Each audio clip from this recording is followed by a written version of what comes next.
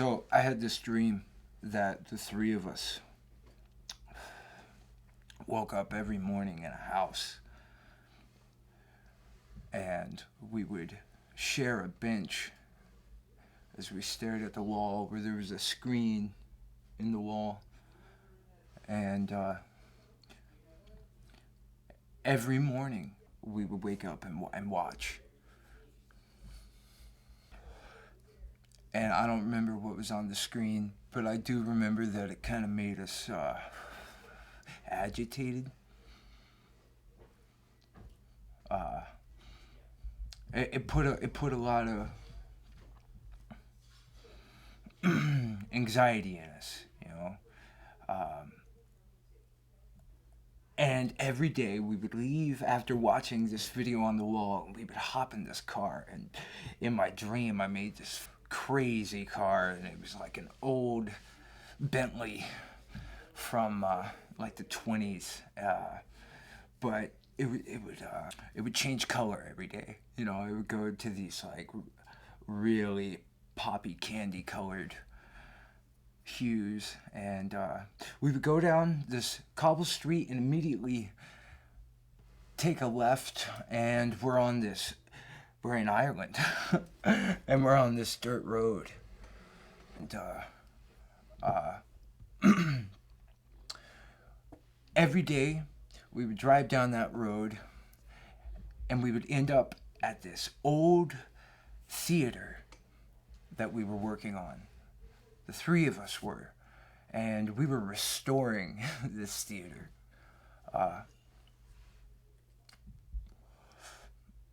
And we each had our own woman, and they were our confidants. They knew everything about this theater that we were restoring. Big red velvet curtains and gold ties and velvet ropes and tile floor with just real expensive molding and craftsmanship in the pillars in this very old school Hollywood fantasy type of theater that we were working on. And every day we would, and in my dream it was this repetitious and circular, you know, it literally was. I had many moments of us waking up and driving and going to the theater and driving back, and every day we drove back and forth, and there was a man that always stood at this particular spot in the road right off the side of it. And one of these instances, I was driving alone for the first time. It wasn't the three of us. And I stopped by and I talked to him. And he was an Irishman. And he informed me, if you ever want to see your daughter again, you need to come with me. And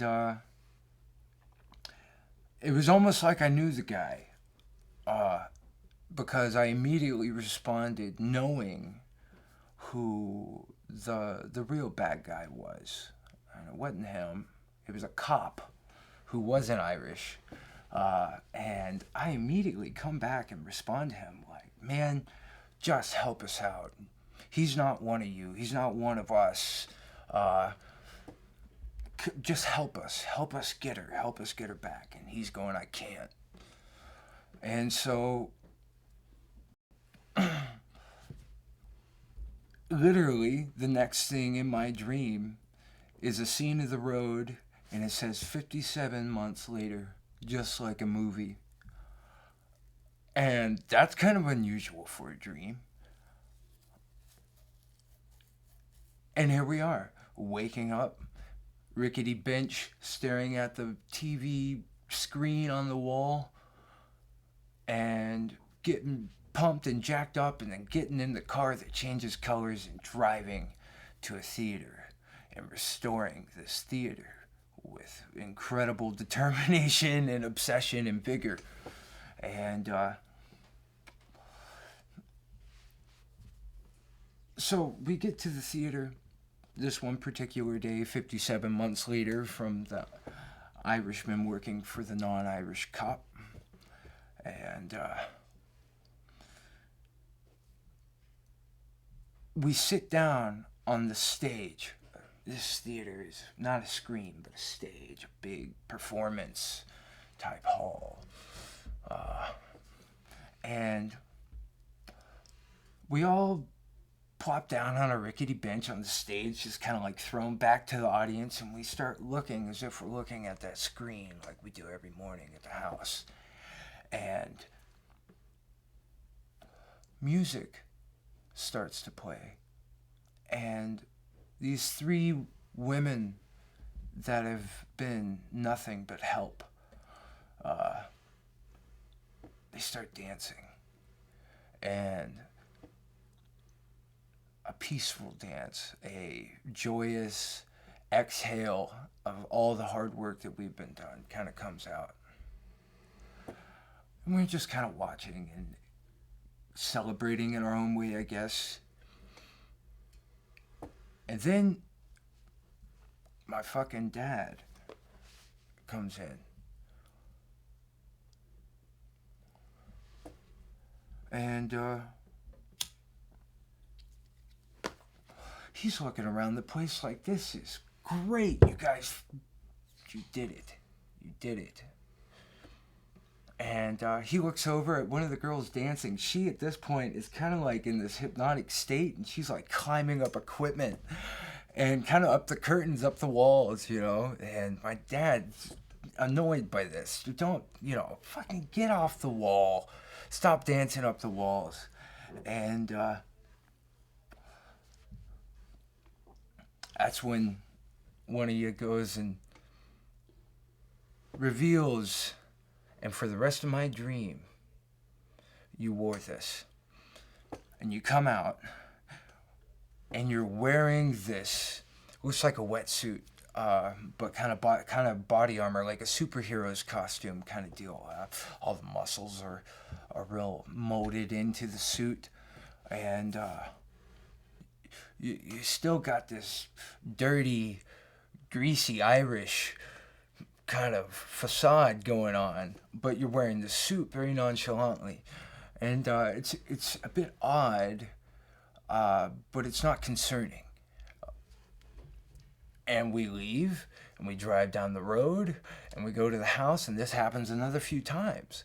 Waking up, all on the bench, staring at the screen, getting pumped up and agitated, getting in the multicolored car. This happens like 6 times, and you're still wearing the suit. And it just becomes a part of you, you know. And one day, we catch up with the Irishman, and he agrees to help. And he says, I'm going to bring your daughter from the cops. And he shows up. We pull on the side of the road where he is in that particular place every single day. And he has this traveling suitcase.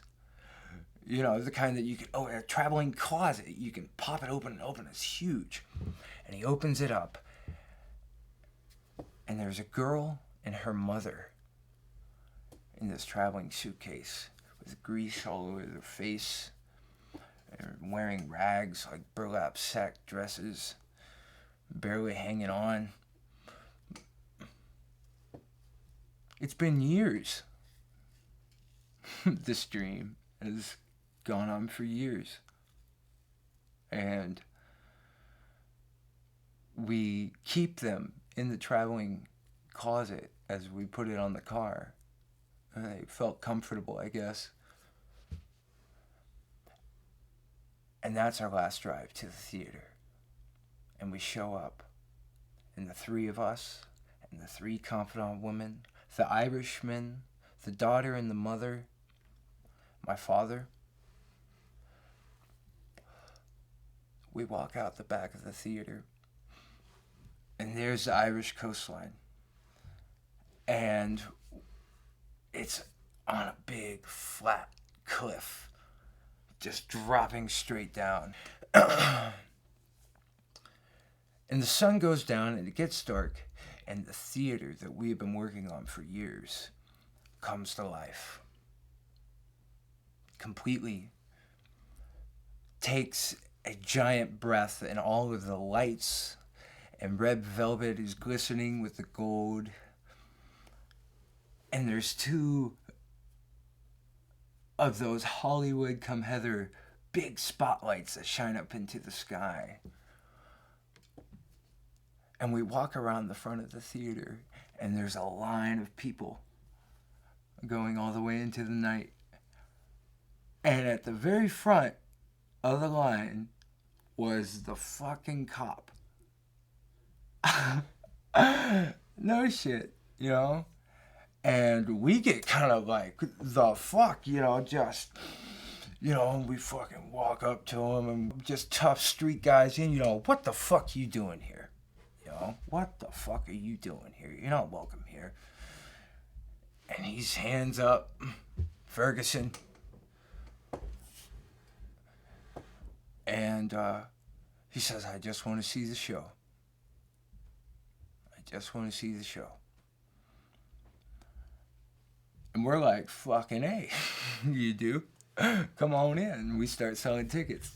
And there we go. You've been wearing the Superman suit, you know, for a long period of time now. And it's just a part of you. We don't actually really see it. We just see you when we look over, you know. It's not very noticeable anymore. And the place is filling up. The theater is filling up.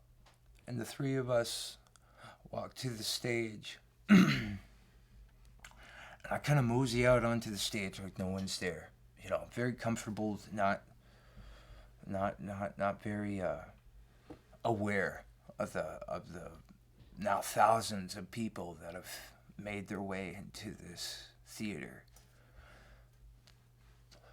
And I walk out and I look at the audience, and every single one of them, every single one is wearing a version of your suit. Same color, same design, it's your suit. And every shape and size of person was wearing that suit. Every single one. And that was like the last visual moment I had in the dream.